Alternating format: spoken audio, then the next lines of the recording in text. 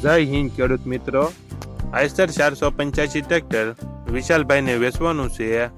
વિડીયોમાં તમે ટ્રેક્ટરની કન્ડિશન જોઈ શકો છો।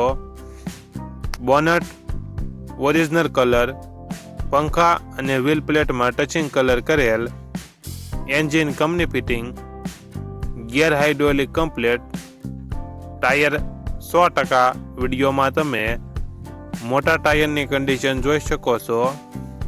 ટાયર 100%, બેટરી નવી નાખેલ, ટ્રેક્ટરમાં કોઈ જાતનો ફોલ્ટ નથી, છત્રી નવી, મોડલ 2009, કિંમત 2,10,000। આ ટ્રેક્ટર પ્રોપર અમરેલી જિલ્લામાં જોવા મળશે।